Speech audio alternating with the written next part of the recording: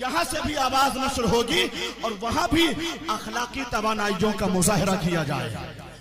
नारा लगाइए, ऐसे नहीं, शेरे हिंदुस्तान आए हैं, शेरे रजा आए हैं, मुफ्ती सलमान अजहरी आए हैं।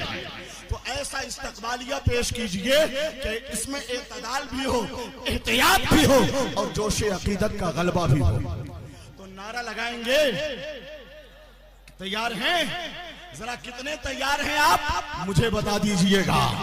माशाअल्लाह, नारे तकबीर, आवाज दोगुनी कर दीजिए। ये ठहर के कहने का वक्त नहीं है कि आप जोर से बोलिए। माशाअल्लाह, आपका सीना बहुत मजबूत है, इसलिए कि एक मुहाफिज नामूसे रिसालत की जियारत के लिए आए हैं आप। तो कितने तैयार हैं? नारे से बता दीजिएगा। मैं ये चाहता हूं, जहां पर आकर हम रुके थे वहीं से हम फिर आगे बढ़ते हैं। हम रुके थे कहां आकर, कुछ देर की खामोशी है, उसके बाद हम आगे बढ़ते हैं। इसलिए कि मुझे कोई शेर अब याद कराने की ज़रूरत नहीं और ना ही किसी के सामने कुछ बोलने की ज़रूरत है।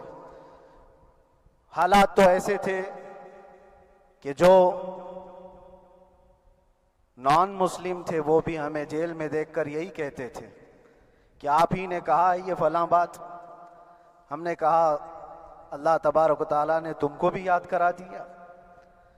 मेरे अजीजों, सतीजा कार रहा है अजल से ता इमरोज, शरारे बू लहबी से चरागे मुस्तफ़वी। ये आजकल के मामलात नहीं, इब्तिदा से हक और बातिल के मारके होते रहे। लेकिन एक बात मैं आप सबको बताना चाहता हूं, मुजफ्फर को मुक़य्यद न समझ ऐ सय्याद। सैयदना मुजफ्फर हुसैन कछोछवी रहमतुल्लाह तआला अलैह जेल गए थे, कैद में थे, तब उन्होंने ये शेर कहा था कि मुजफ्फर को मुक़य्यद न समझ ऐ सय्याद, मेरी ये असीरी भी सुन्नत आबाई है। मेरे आबा व अजदाद की सुन्नत है जिस पर मैं अमल करके आ रहा हूं। मेरे बुजुर्गों की ये सुन्नत थी। बहरहाल, जिनको जिस रास्ते से मुझे गुजारना था, लोगों के दिलों में ये ठंडक थी शायद कि जुबान बंद करके चंद दिनों के लिए कैद कर दिया जाए, मगर मेरा अकीदा ये था कि अल्लाह तबारक व तआला जब तक चाहे कि कोई उसके लिए पाबंदी नहीं कर लगा सकता। वह